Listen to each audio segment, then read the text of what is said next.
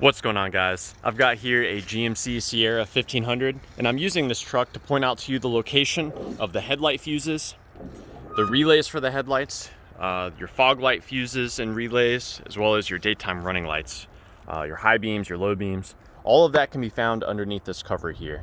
So we're going to remove this by just pulling up and setting this cover aside.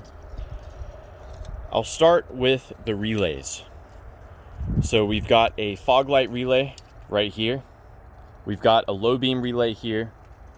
This is your high beam relay, and this is the relay for your daytime running lights. Now, my favorite way to troubleshoot relays is by tapping on them. So let's say my high beam relays don't turn on. What I'll do is I'll turn on the high beams and I'll come here and I'll tap on that relay and see if it makes my high beams start working.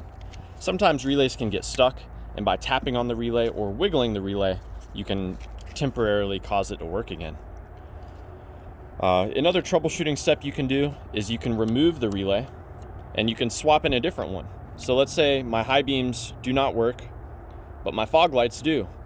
I'll take the fog light relay, because I know that one works, and I'll put it in the position of the high beam. If now my high beams start to work, then I know that the original relay here is probably no good. Now, of course, we've got to have working fuses as well. So I'll go over the fuses in detail. The fog light fuse is going to be powered by that 15 amp fuse right there that I've covered in red paint. And that fuse should be receiving constant power. The daytime running light fuse is right next to the daytime running light relay. And again, it's the one that I've got the red paint on. Now, the low beam and the high beam fuses are a little different in that they do not receive constant power. They are only energized when the relay is working. So what's cool about that is you can check to see if you're getting voltage on those fuses, and that will let you know if the relay is being triggered or not.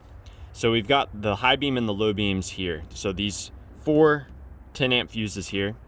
This is for the driver's side high beam. That is for the passenger side high beam. This is for the driver's side low beam. And again, that is for the passenger side low beam. And if you look at the exposed metal on these fuses, that's where you can check to see if you're receiving voltage. And as far as removing the fuse, it's real simple. You know, you just use needle nose and they'll come right out.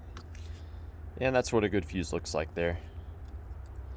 Now, further troubleshooting, what we can do is we can manually provide power to any of these circuits. So again, I'll use the high beam as an example. I've removed the high beam relay, and if I use a paper clip or a wire to connect these 2 pins together, that will result in power being sent directly to my high beam bulbs.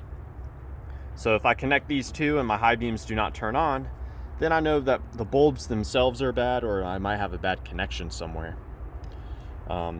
You can do that with any of these relays, actually.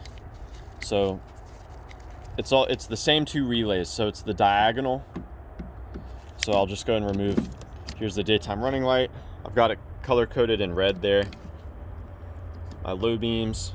So all of these circuits can be tested in the same way by connecting these 2 pins together. So yeah, I hope this information was helpful for you and a good starting point in troubleshooting the lights on your GMC Sierra. Please let me know if you have any questions, or also if you have any advice. Thanks for watching.